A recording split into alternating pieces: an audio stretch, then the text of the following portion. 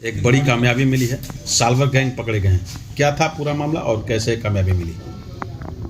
जो पुलिस भर्ती बोर्ड की परीक्षा चल रही थी, इसी में कुछ क्योंकि हमारी सभी थानों की पुलिस, हमारी स्वाट सर्वेलेंस टीम इसमें सक्रिय थी।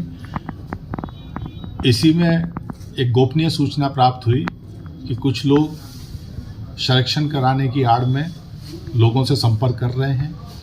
इस सूचना को जब डेवलप किया गया स्वाट और सर्वेलेंस टीम द्वारा, तो इस पूरे नेटवर्क का भंडाफोड़ हुआ है। ये लोग थाना नौनहरा क्षेत्र का एक दूरस्थ और बिल्कुल आबादी से कटा हुआ एक घर इन्होंने किराए पे लिया था बृहदाजपुर गांव में, और वहाँ रह के अपना इन्होंने प्रिंटिंग मशीन वगैरह वहाँ पे और फोटो कॉपियर वगैरह लगाए थे, जिसके माध्यम से ये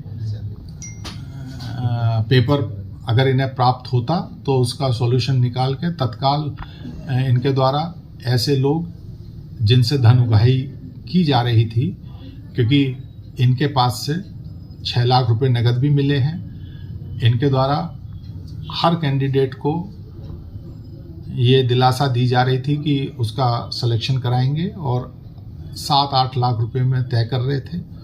1-1 लाख रुपए पेशगी कुछ लोगों के द्वारा इन्होंने चेक भी प्राप्त कर लिए थे, और 21 लाख के चेक भी इनके पास से प्राप्त हुए हैं। और बहुत से, क्योंकि जिस कैंडिडेट का ये कराते थे उनके प्रपत्र भी, ओरिजिनल जो एजुकेशनल सर्टिफिकेट हैं उसे भी ये रख लेते थे, तो ये सारी चीज़ें इनके पास से प्राप्त हुई है। ये बड़ी संख्या में इनके जो एजेंट हैं वो पूरे पूर्वांचल में सक्रिय थे और लोगों से संपर्क कर रहे थे।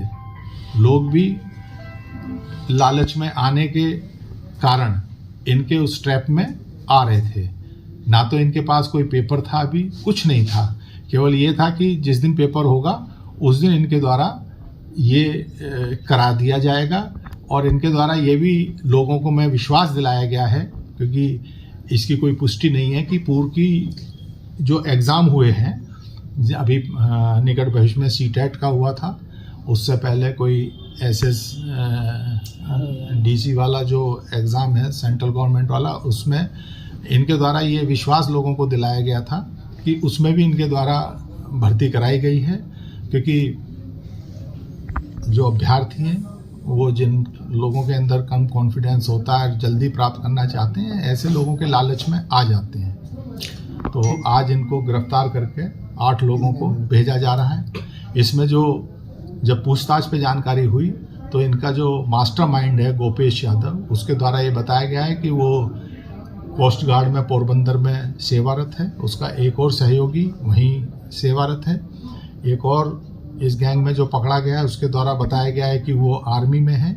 ये सब इनके द्वारा बताया गया है। इन सब चीज़ों की पुष्टि हो रही है, क्योंकि ये अभी पकड़े गए हैं और क्योंकि इन्हें जेल भेजना ज़रूरी है। बाकी इन सब चीज़ों को तस्दीक करके अगर ये सब सही होगा तो इनके संबंधित विभागों को भी लिखा जाएगा कि इनके विरुद्ध उचित दंडात्मक कार्रवाई की जाए।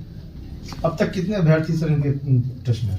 इनके टच में इनके एजेंट फैले हुए थे, और अभी जो हम लोगों को इनके पास से धनराशि मिली है करीब 6 लाख रुपए नगद, जो 1-1 लाख रुपए पेशगी आई है लोगों की, और इन्हें ये भी नहीं मालूम कि कौन लोग हैं, क्योंकि इनके एजेंट भी है बड़ा ऑर्गेनाइज तरीके से, क्योंकि इनकी बातों से ये जरूर लग रहा है कि ये पूर्व में भी किसी ना किसी एग्ज़ाम में इस तरह की हिमाकत कर चुके हैं। और करीब 28-29 लोग अभी तक इनके संपर्क में आ गए थे। उसी में से कुछ लोगों ने गोपनीय रूप से पुलिस को सूचना दी, जिसके आधार पर इस पूरे गैंग का भंडाफोड़ हुआ है। और आप लोगों के माध्यम से भी मेरी अपील है कि जो अभ्यर्थी हैं वो इस तरह के गैंगों के चंगुल में ना आए, क्योंकि इनके पास कुछ नहीं होता है। ये 40-50 लोगों को इसी तरह से फंसा लेते हैं।